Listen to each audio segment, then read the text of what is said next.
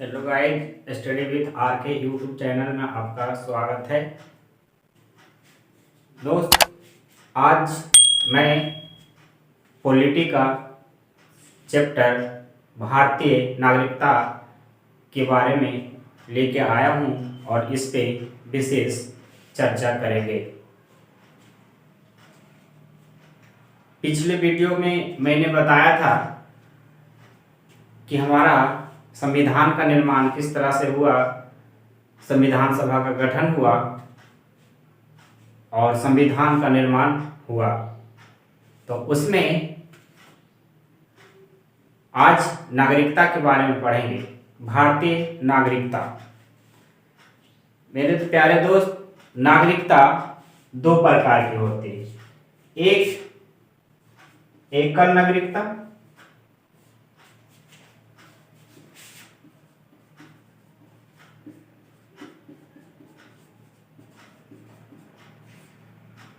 और दूसरी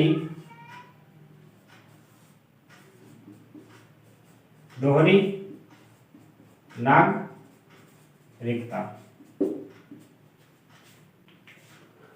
अब आप बोलेंगे एकल नागरिकता और दोहरी नागरिकता के मतलब क्या होता है? एकल नागरिकता का मतलब होता है कि सिर्फ मैं भारत का नागरिक हूं, ना कि किसी राज्य का। जैसे कि मैं बिहार से बिलोंग करता हूं, तो मेरे नागरिकता सिर्फ सेंट्रल लेवल यानी भारत का ही नागरिक हूं, ना कि बिहार का। दोहरी नागरिकता का मतलब है कि एक सेंट्रल लेवल पर यानी भारत सरकार का नागरिकता और एक जिस राज्य में रह रहा है उस राज्य की नागरिकता। तो आपको अच्छे से समझ में आ गया होगा कि एकल नागरिकता का क्या मतलब होता है और दोहरी नागरिकता का क्या मतलब होता है। तो हमारा संविधान जिस समय बन रहा था तो उसमें एकल नागरिकता का प्रावधान किया गया। अब आप अच्छे से समझ गए होंगे कि एकल नागरिकता का मतलब क्या हुआ है। तो चलिए आइए चर्चा करते हैं कि भारत में एकल नागरिकता का प्रावधान किया गया है, जो कि ब्रिटेन से लिया गया है। यानी ब्रिटेन में एकल नागरिकता थे, वहां के संविधान से हमारा जो संविधान सभा के मेंबर थे वो ब्रिटेन से ग्रहण किए एकल नागरिकता। और बात करें तो अमेरिका में अभी भी दोहरी नागरिकता है। तो और देखिए, प्रश्न यहां से इस प्रकार बनेगा कि बताइए भारत में कैसी नागरिकता है। तो भारत में एकल नागरिकता है और ब्रिटेन में भी एकल नागरिकता है, लेकिन प्रश्न ये बन जाएगा कि बताइए अमेरिका में कैसी नागरिकता है। तो आप बताएंगे दोहरी नागरिकता अमेरिका में है। चलिए भारतीय नागरिकता के बारे में पढ़ते हैं कि भारतीय नागरिकता, तो भारतीय नागरिकता की जगह संविधान में कहां दी गई है? तो भारतीय नागरिकता हमारे संविधान में भाग 2 और अनुच्छेद 5 से 11 तक में इसका जिक्र किया गया है। भाग 2 अनुच्छेद 5 से 11 तक में भारतीय नागरिकता की चर्चा की गई है। अब चलिए बात करते हैं भारतीय नागरिकता 1955 के अनुसार जो हमारा नागरिकता से संबंधित प्रावधान चीजें की गई है उसके बारे में चर्चा करेंगे। इसके पहले आपको अब समझ में आ गया होगा, एक बार फिर से रिकॉल करते हैं। भारत में एकल नागरिकता का प्रावधान है जो कि ब्रिटेन से लिया गया है। अमेरिका में दोहरी नागरिकता है और भारतीय नागरिकता के बारे में चर्चा संविधान के भाग 2 और अनुच्छेद 5 से 11 तक में की गई है। चलिए अब कुछ बातें भारतीय नागरिकता 1955 के अनुसार कि आप भारत के नागरिक किसके आधार पे होंगे इसके बारे में चर्चा करेंगे। तो भारतीय नागरिकता 1955 के अनुसार आप निम्न के आधार पे भारत के नागरिक कहलाएंगे। जैसे जन्म से नागरिकता। अब बात करते हैं कि जन्म से नागरिकता।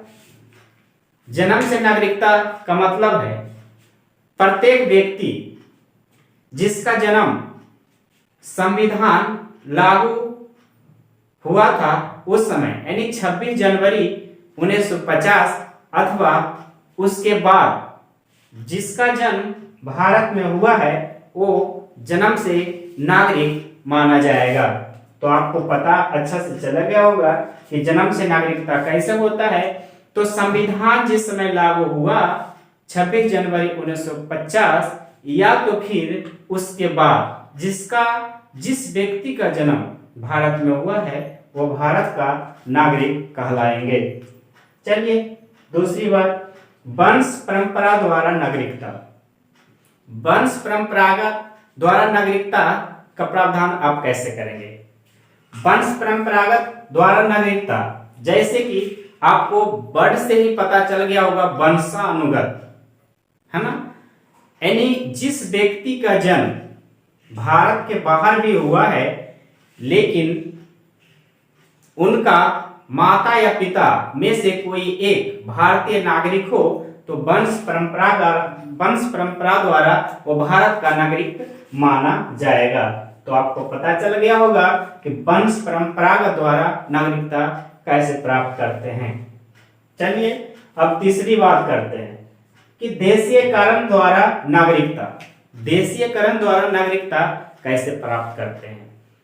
देशीयकरण के द्वारा यानी भारत सरकार से आप देशीयकरण प्रमाण पत्र लेकर के भारत का नागरिक आप प्राप्त कर सकते हैं भारतीय नागरिकता 1955 के अनुसार। तो आपको देशीयकरण द्वारा नागरिकता प्राप्त होगा। और अब कर सकते हैं पंजीकरण द्वारा नागरिकता। तो सेम चीजें वही है, उसमें सिर्फ दोनों में ये अंतर रहता है, इसमें टाइमिंग का यानी देशीयकरण कुछ टाइम का डिफरेंस है, बाकी उसमें भी पंजीकरण द्वारा नागरिकता आप प्राप्त कर सकते हैं। और एक है पांचवी कि भूमि विस्तार द्वारा नागरिकता। अब बात करेंगे कि भूमि विस्तार द्वारा नागरिकता कैसे प्राप्त होती है। जैसे कि भारत सरकार द्वारा नए भूभाग का अगर भारत सरकार अपना लेते हैं तो उस क्षेत्र में जो निवास कर रहे हैं व्यक्ति स्वतः ही भारत का नागरिक माना जाएगा। आपको समझ में आ गया होगा कि भूमि विस्तार द्वारा नागरिकता कैसे प्राप्त होती है। चलिए एक बार फिर से रिकॉल करते हैं। भारतीय नागरिकता 1955 के अनुसार जैसे जन्म के आधार पर नागरिकता होगा, वंश परंपरा द्वारा नागरिकता होगा, देशीयकरण द्वारा नागरिकता होगा और पंजीकरण द्वारा नागरिकता और पांचवी भूमि विस्तार द्वारा नागरिकता प्राप्त होगा। तो ये बात हो गई कि भारतीय नागरिकता 1955 के अनुसार आप भारत का नागरिक कैसे कहलाएंगे और कैसे प्राप्त होती है। अब चलिए बात करते हैं कि भारतीय नागरिकता की समाप्ति कैसे होता है। आप तो भारत का नागरिक प्राप्त कर लिए, लेकिन अगर समाप्ति की बात आती है तो किस तरह से होती है इसके बारे में चर्चा करेंगे। भारतीय नागरिकता की समाप्ति आप 3 प्रकार से होती है, 3 प्रकार से कर सकते हैं। जैसे नागरिकता का परित्याग करके, आप भारत का नागरिक है लेकिन स्वेच्छा से आप त्याग पत्र यानी परित्याग देते हैं एक प्रमाण पत्र, तो आप भारत का नागरिक स्वतः ही समाप्त हो जाएगा। और दूसरी की बात करते हैं, दूसरी तरीका ये है कि किसी दूसरे देश के नागरिक स्वीकार करने पर, अगर आप किसी अन्य देश की नागरिक आप स्वीकार कर लेते हैं तो अपना भारत की नागरिकता स्वतः ही समाप्त हो जाएगा। चलिए तीसरी प्रकार क्या है? सरकार द्वारा नागरिकता छीनने से। ऐसा भी कंडीशन आता है कि सरकार द्वारा भी नागरिकता छीन ली जाती है तो भी आपका नागरिकता समाप्त हो जाएगा। चलिए अब रिकॉल करते हैं इसका कि भारतीय नागरिकता की समाप्ति कैसे होता है। तो भारतीय नागरिकता की समाप्ति 3 प्रकार से होती है। एक, नागरिकता का परित्याग करने पे, दूसरी, किसी दूसरे देश की नागरिकता प्राप्त करने पे भारत की नागरिकता स्वतः समाप्त हो जाएगा, और तीसरे, सरकार द्वारा नागरिकता छीनने पर। तो ये सब सारी चीजें आपको अच्छे से समझ में आ गया होगा। चलिए बात करते हैं कि समय के साथ कुछ परिवर्तन हुआ और भारतीय नागरिकता संशोधन आया, उसके अनुसार चलते हैं। भारतीय नागरिकता संशोधन अधिनियम 1986 में भारतीय नागरिकता संशोधन अधिनियम लाया गया, और जो मतलब पंजीकरण देशीकरण के माध्यम से है उसमें कुछ चेंजिंग किया गया, उसके बारे में चर्चा करते हैं।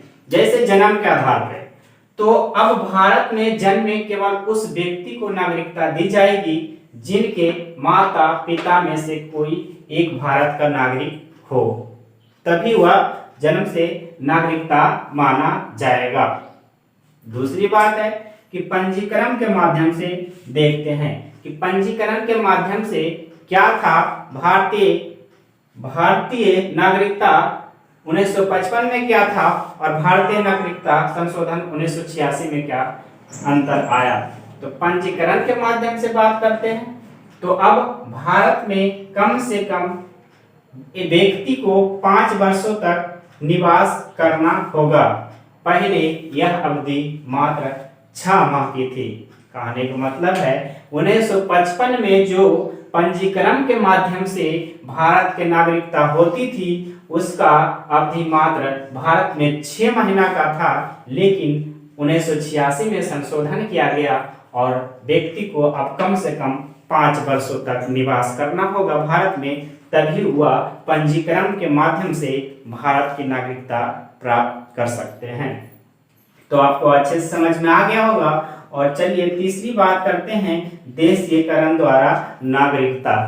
तो 1955 और 1986 ईस्वी में यही अंतर है। देखिए देशीयकरण द्वारा नागरिकता क्या है कि व्यक्ति को कम से कम 10 वर्षों तक भारत में रह चुका हो तभी वह देशीयकरण के द्वारा भारत के नागरिकता प्राप्त कर सकते हैं, लेकिन पहले यह अवधि मात्र 5 वर्ष की थी। मेरा कहने का मतलब है जब भारतीय नागरिकता 1955 में जो ये नियम बनाए गए थे, तो देशीकरण के द्वारा नागरिकता प्राप्त करने का जो नियम था, पहले यह अवधि 5 वर्ष तक भारत में अगर रह चुका है तो वो देशीकरण द्वारा नागरिकता प्राप्त कर सकते थे। लेकिन भारतीय नागरिकता संशोधन 1986 ईस्वी के अनुसार व्यक्ति कम से कम 10 वर्षों तक भारत में रह चुका है तभी वह देशीकरण के माध्यम से नागरिकता प्राप्त कर सकते हैं। मेरे प्यारे दोस्त, वीडियो उम्मीद करता हूं कि अच्छे से समझ में आपको आ गया होगा। अगर एक बार में थोड़ी प्रॉब्लम हुआ होगा, थोड़ी दिक्कत है, तो आप दोबारा वीडियो देख ले, आपको पूरी तरह से समझ में आ जाएगा। थैंक यू दोस्तों।